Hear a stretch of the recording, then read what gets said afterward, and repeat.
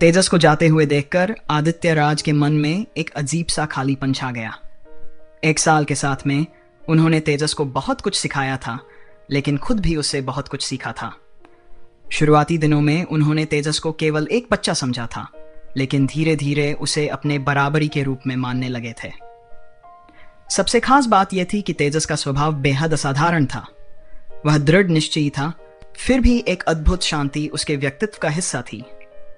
शायद जैसे जैसे वह बड़ा होगा, वह मानवता के लिए एक नई उम्मीद ला सकेगा। आदित्य राज ने अपने मन में एक अजीब से बेचैनी को महसूस करते हुए अपनी मुट्ठी भींच ली और खिड़की बंद कर ली। उन्हें भी अपनी तैयारी करनी थी। बाद में जब फ्लैश लेपर्ड्स ने शहर पर हमला किया, तो उन्हें तेजस के गायब होने पर किसी भी संदेह को दूर करने के लिए तैयारी करनी थी। लकड़ी के घर से बाहर निकलते समय तेजस मन ही मन गिनती कर रहा था। उसने विंडवुल्फ टाउन को तुरंत नहीं छोड़ा। दरअसल बाघ मुखौटा वाले व्यक्ति की योजना के बारे में जानने के बाद उसने अपनी योजनाएं भी बना ली थीं। सीधे चले जाना सबसे सुरक्षित विकल्प था, लेकिन यह उनके लिए एक उत्कृष्ट अवसर भी था। पिछली बार जब उसने विभिन्न दानव जातियों की रक्तरेखा छापों का उपयोग करने और साधना के विभिन्न तरीकों को आजमाया था, तो फ्लैश लेपर्ड की छाप चौथे से तीसरे क्रम पर गिर गई थी। उसी समय उसका पवन भेड़िया छाप अभी तक चौथे क्रम के शिखर तक नहीं पहुंचा था। उसके लिए तेंदुए फ्लैश और पवन भेड़ियों के बीच यह महान लड़ाई भी उसकी छापों को मजबूत करने का एक अवसर थी। छाप जितनी मजबूत होगी, उसकी क्षमताओं का स्तर उतना ही अधिक होगा। पहले राइनोडेमन, एथरहॉर्न डियर डेमन और व्हाइट क्रेस्टेड फाल्कन डेमन एक भाग्यशाली खोज थे, लेकिन अब फ्लैश लेपर्ड और विंडवुल्फ उसके सामने थे। और इतनी बड़ी लड़ाई के बीच कौन उसे नोटिस करेगा? तेजस पहले से ही विंडवुल्फ टाउन के लेआउट से अच्छी तरह वाकिफ था। वह छाया में छिपते हुए तेजी से उस क्षेत्र की ओर बढ़ गया जहां अग्रिम पंक्ति की लड़ाई हो रही थी। बेशक वह केंद्रीय इलाके के पास नहीं गया, जहां 7वें क्रम का दानव 6ठे और 5वें क्रम के दानव से भिड़ रहा था। इसके अलावा विंडवुल्फ टाउन की वेदी नीचे स्थित थी।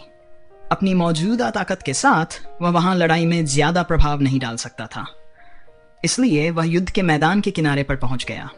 जैसे जैसे वह करीब आता गया, उसे महसूस हुआ कि उसके अंदर विंडवुल्फ और फ्लैश लेपर्ड के निशान लगातार गर्म हो रहे हैं। यह इस बात का संकेत था कि रक्तरेखाएं उत्तेजित हो रही थीं। वह यह भी महसूस कर सकता था कि दोनों पक्षों के बीच लड़ाई और अधिक उग्र हो रही थी। एक इमारत पर चढ़ते हुए तेजस छत पर रेंगता हुआ दूर की ओर देख रहा था। उससे थोड़ी ही दूरी पर 7 या 8 फ्लैश लेपर्ड 4 विंडवुल्फ पर हमला कर रहे थे।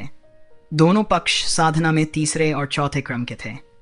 दानव कुलों में पवन भेड़ियों और फ्लैश तेंदुओं की कुल शक्ति लगभग समान थी, इसलिए वे कट्टर दुश्मन थे। फिर भी कोई भी स्पष्ट लाभ नहीं उठा सकता था। इस समय हालांकि यह स्पष्ट था कि तेंदुए की चमक ऊपरी हाथ पा रही थी। उनमें से 2 के पास चौथे क्रम की ताकत थी। उनकी तेज गति ने उन्हें 4 पवन भेड़ियों पर लगातार हमला करने की अनुमति दी। 4 पवन भेड़ियों में से केवल एक चौथे क्रम पर था, जबकि बाकी तीसरे क्रम पर थे। गति के मामले में हालांकि विंडवुल्फ धीमे नहीं थे, लेकिन फ्लैश लेपर्ड्स की तुलना में वे स्पष्ट रूप से पिछड़ रहे थे। हालांकि विंडवुल्फ के पास अधिक मजबूत रक्षा और शक्ति थी, और वे हवा के ब्लेड का इस्तेमाल कर सकते थे। इसलिए भले ही फ्लैश लेपर्ड्स ने बढ़त बना ली हो, उन्हें हवा के ब्लेड से टकराने से बचने के लिए सतर्क रहना पड़ा। उनके हमले सावधानी पूर्वक थे और उन्होंने लगातार विंडवुल्फ्स को घायल करके उन्हें कमजोर किया, लेकिन उन्हें मारने में समय लगेगा। तेजस ने उनकी लड़ाई का मुआयना किया और उसके बाद दूसरी झड़पों की तरफ नजर दौड़ाई।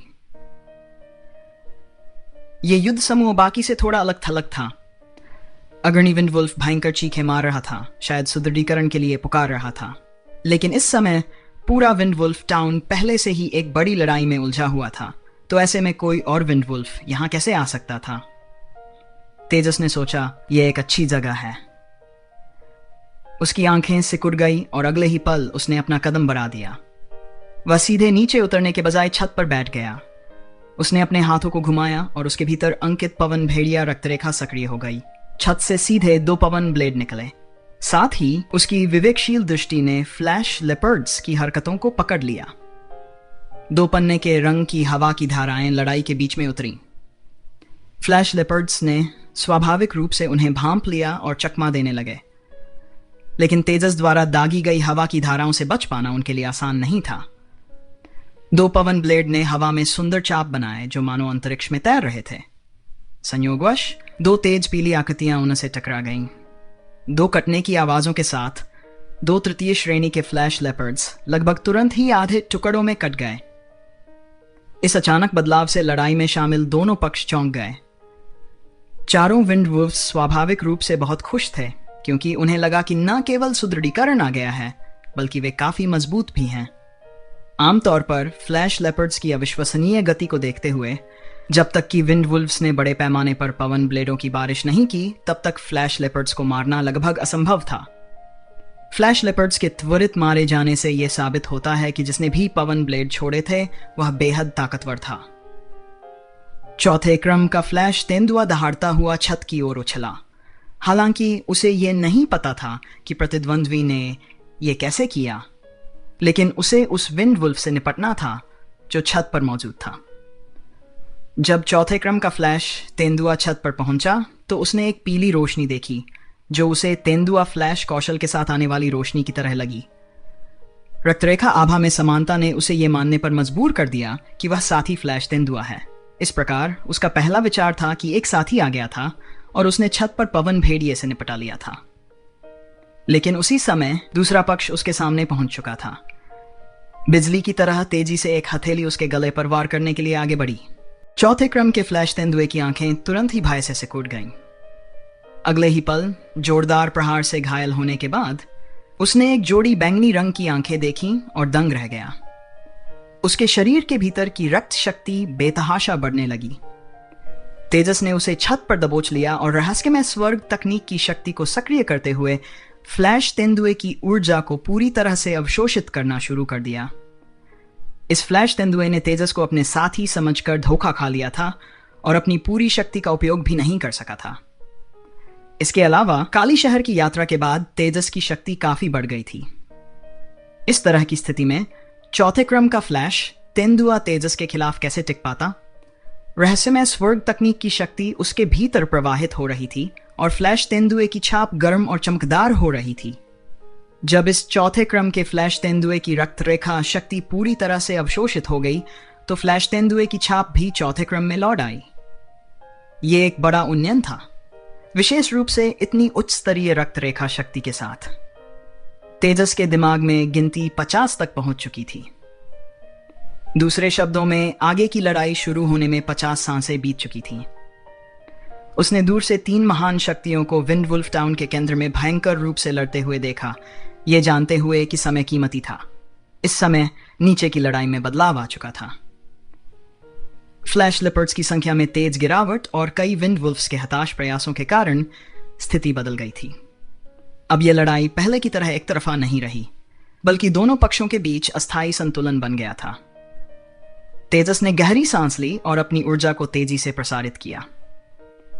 हाल ही में चौथे क्रम के फ्लैश तेंदुए की शक्ति को अवशोषित करने से उसकी ऊर्जा अभूतपूर्व रूप से शक्तिशाली हो गई थी।